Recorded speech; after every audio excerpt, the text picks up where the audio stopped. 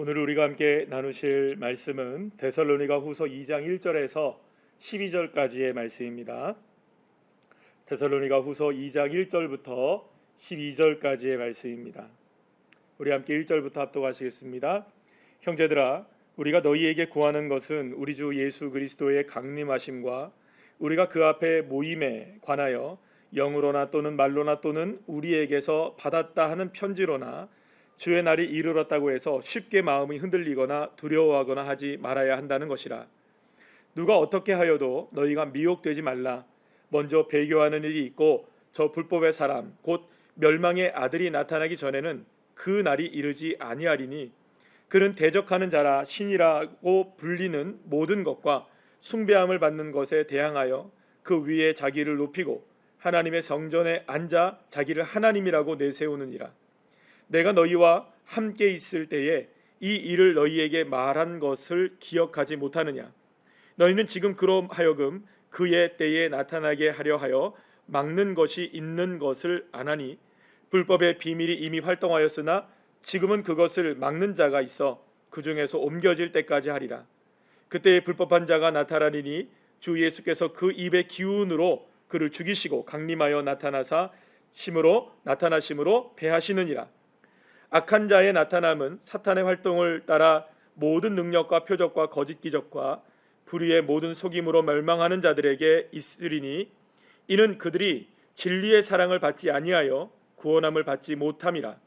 이러므로 하나님이 미혹의 역사를 그들에게 보내사 거짓 것을 믿게 하심은 진리를 믿지 않고 불의를 좋아하는 모든 자들로 하여금 심판을 받게 하려 하심이라. 아멘.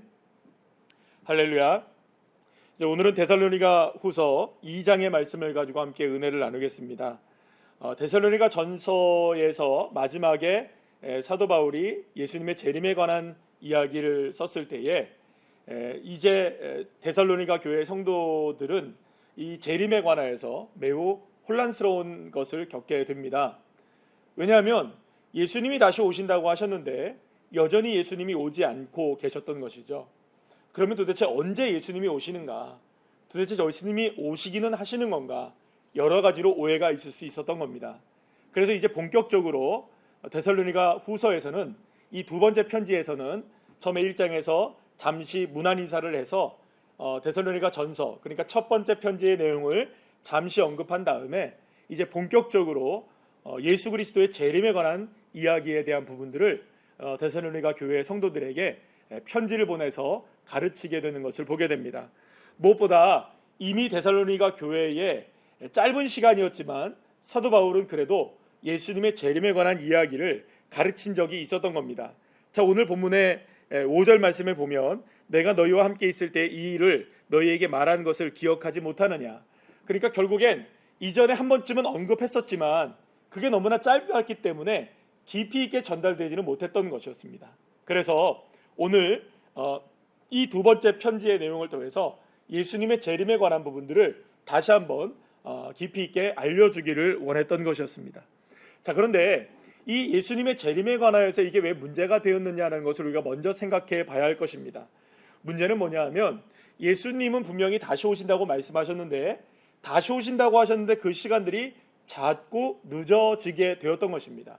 그러면 정말로 오시기는 하는 것인가? 주님이 오신다고 하셨으니 정말로 오시는 것인데 그러면 언제 오시는 것인가에 대한 관심을 가질 수밖에 없었던 것이죠. 그런데 그 언제라는 것을 자꾸 생각해 보니 사람들이 도덕적인 회의가 생기고 신앙적인 회의가 생기기 시작하는 겁니다.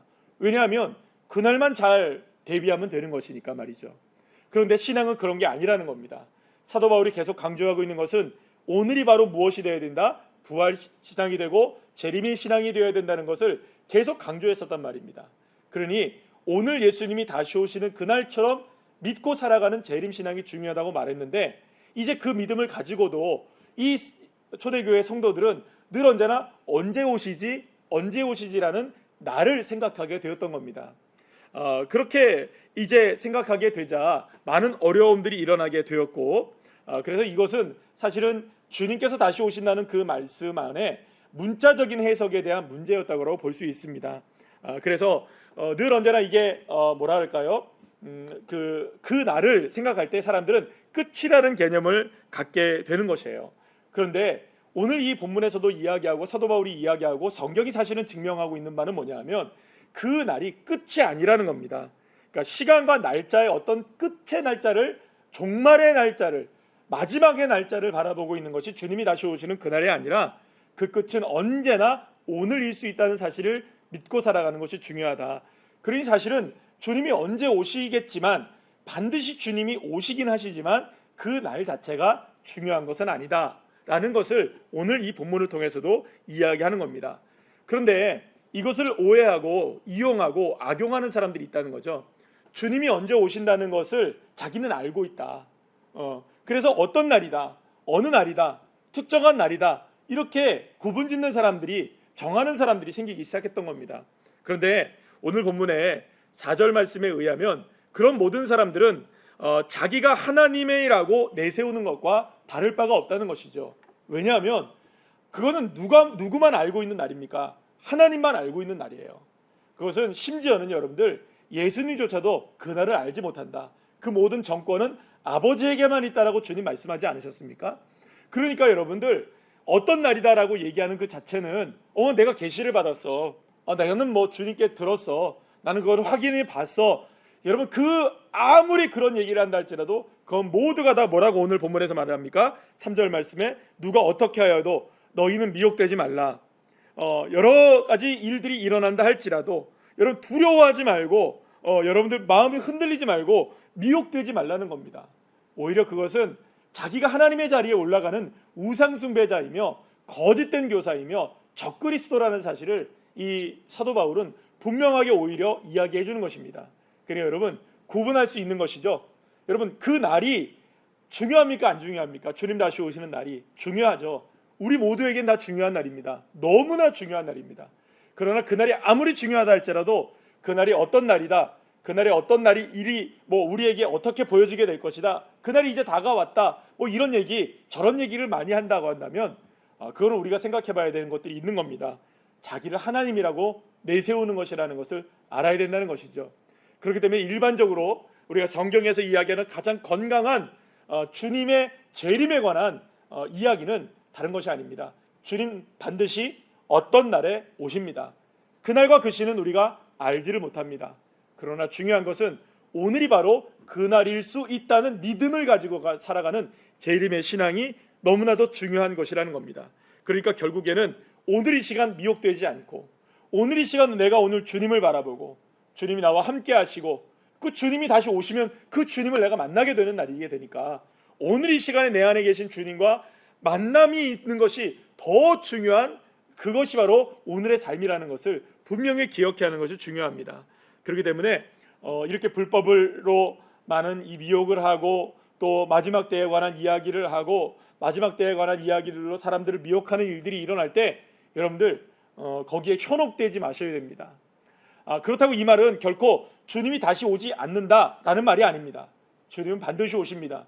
그러나 그날과 그때를 우리가 알지 못합니다. 알 필요도 없습니다. 왜 그렇습니까? 내가 오늘 예수님과 동행하며 살면 그것으로 되는 거 아닐까요? 그것으로 충분한 거 아닐까요? 그러면 주님이 다시 오신 날이 언제이든 주님을 만나는데 부족함이 없는 겁니다. 그러니까 결국에는 오늘의 삶 속에서 내가 주님과 동행하며 살아가는 것, 그것이야말로 가장 중요한 주님의 재림을 기다리는 믿음으로 살아가는 것이니 그날과 그때는 우리가 관여할 바가 아닌 겁니다. 그런데 많은 사람들이 이것이 너무나 궁금한 것 같아요. 언제 오시느냐? 언제인가? 어느 모습인가?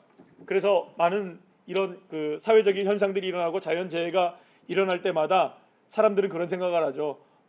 주님이 오시는 거 아니야? 종말의 때가 이르는 거 아니야? 여러분들 물론 그런 여러 가지 징조들은 종말의 때에 일어나는 징조들 가운데 하나는 분명합니다. 그러면 여러분 이제서야 그런 일들이 일어나는 겁니까? 아니면 2000년 전에도 그런 일들이 있었을까요? 여러분 많았습니다. 지금까지 인류가 역사상 경험했던 많은 일들을 우리가 보게 되면 수없이 많은 순간 우리가 마지막 때에 보여지는 수많은 징조들은 이미 다 모든 시대 속에서 있었습니다. 그럼 이건 무엇을 말하는 것일까요? 징조를 보기보다 어떤 상황과 형편을 바라보기보다 그것이 어떠하든 내가 오늘 주님을 향한 믿음을 가지고 살아가느냐, 이것이 더 중요하다는 것을 주님이 말씀해 주고 계시는 것이겠죠. 그러니까 건강한 신앙은 뭡니까?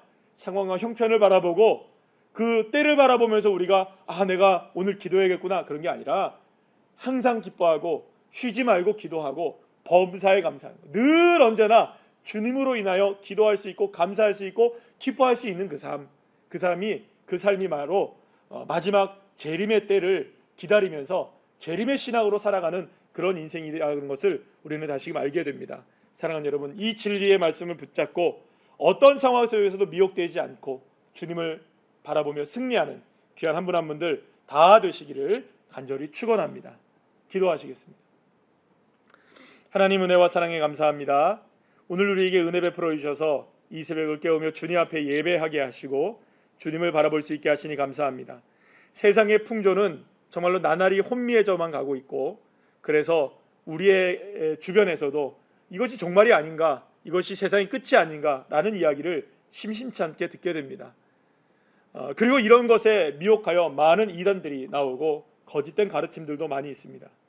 그러나 아버지 하나님, 우리 모두가 다 건강한 신앙, 온전한 신앙, 정말로 건강한 재림의 신앙을 가지고 살아갈 수 있는 믿음의 자녀가 되게 하여 주옵소서.